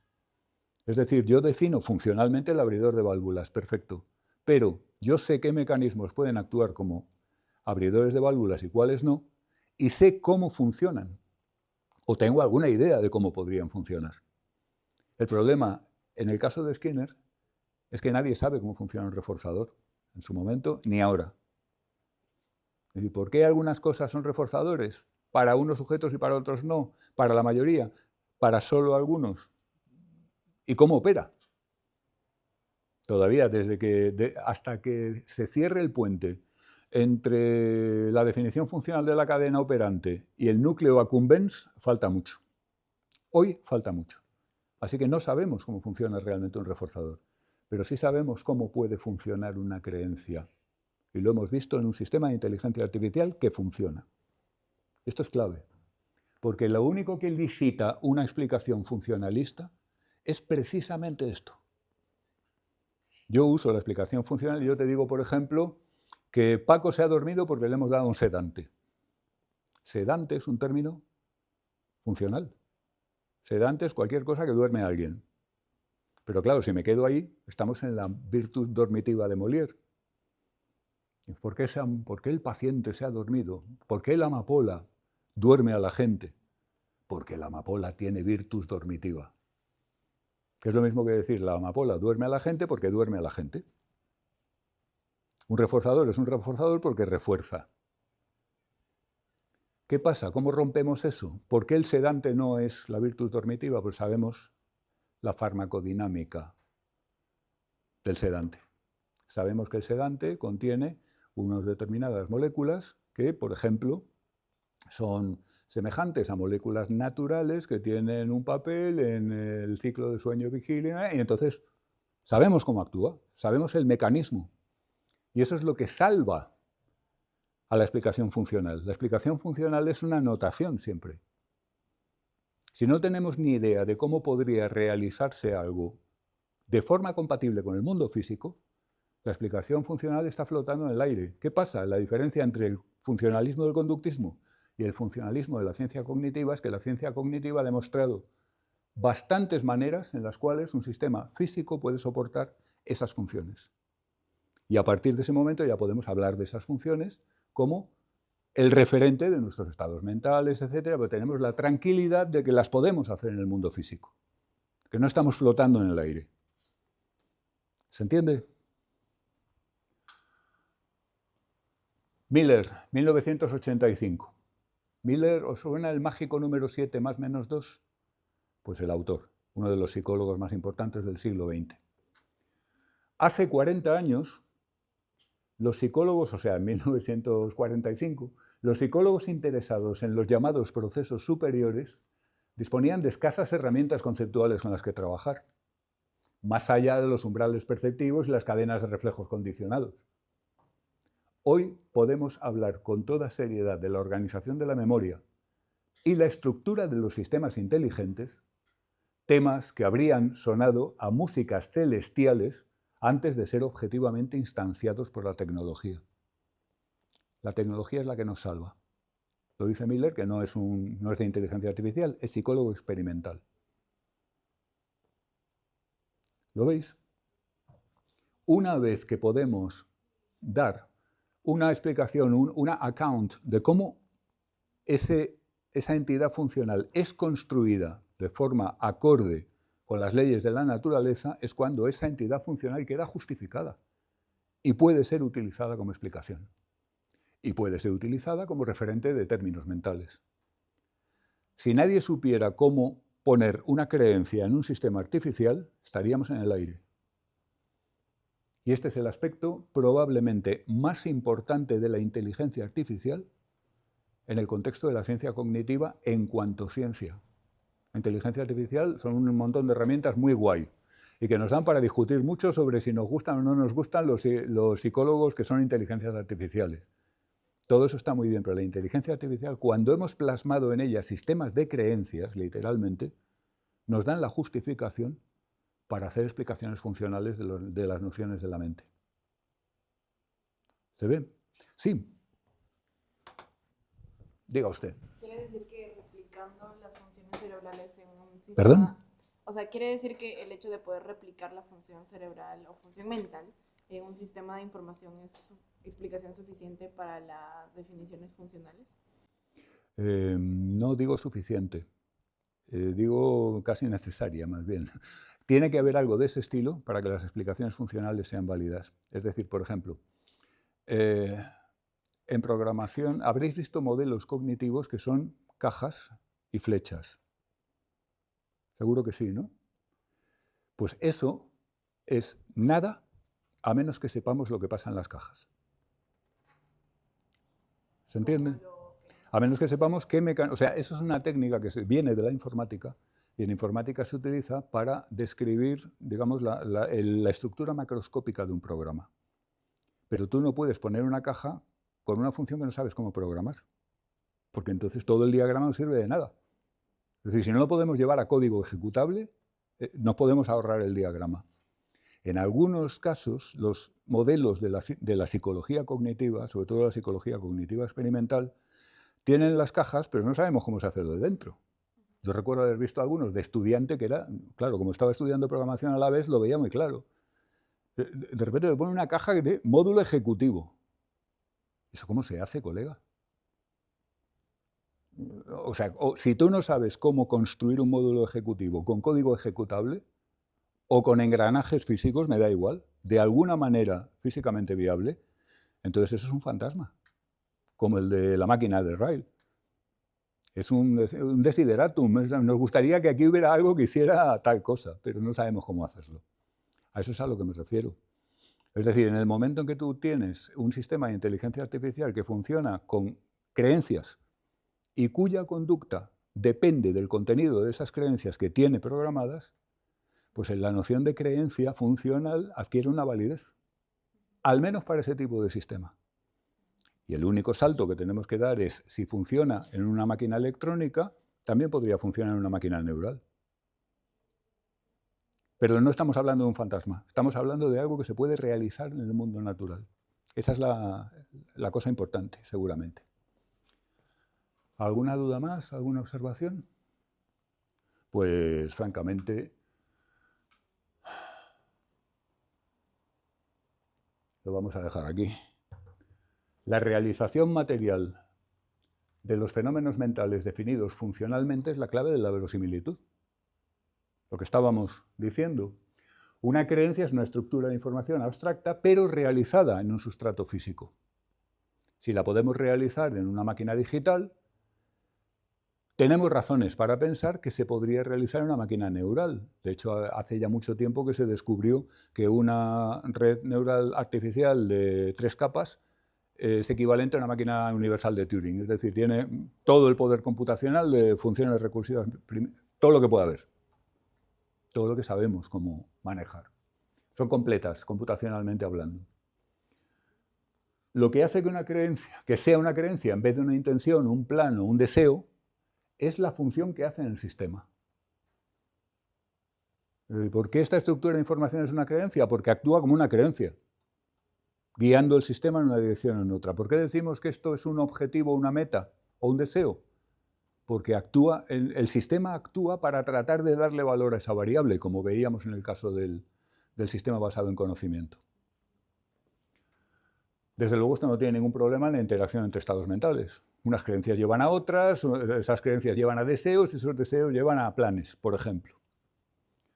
Y al estar implementado en un sustrato físico, tiene poderes causales en el sistema. Esto es clave. Si esto estuviera flotando en el mundo platónico de las ideas, podríamos decir lo mismo que decíamos al principio, del dualismo. Es que de hecho sería un dualismo. Si usted no me sabe decir cómo sus maravillosos sistemas de información se implementan en el mundo físico, entonces son sobrenaturales o inexistentes. Y entonces no pueden afectar causalmente a la materia. ¿Lo veis? Pero tu duda mental es causa de que levantes la mano. Esto es una afirmación filosófica que no es demostrable de manera concluyente como lo puede ser un teorema, pero si uno asume la filosofía de la mente funcionalista, esto es una consecuencia inmediata. Y fijaos, esto es análogo a que el software tiene un poder causal sobre el hardware. Y esto es real, porque cambias el software y cambia la conducta del hardware. Brazo robótico, típicamente industrial o lo que sea. El programa que lo rige tiene poder causal sobre él, porque si yo cambio ese programa, el robot hace otras cosas. Y si yo estropeo ese programa, el robot se vuelve loco y le revienta la cabeza a la peña. ¿Se entiende? Así que el funcionalismo sale bastante bien parado, aunque tiene sus problemas, toda filosofía de la mente los tiene, y confieso, yo he sido tendencioso en la explicación y la presentación de estas distintas alternativas. Pero estamos todos abiertísimos a refutaciones, a contraargumentaciones o lo que os apetezca. ¿Vale? Hasta aquí por hoy. Gracias y buenas tardes.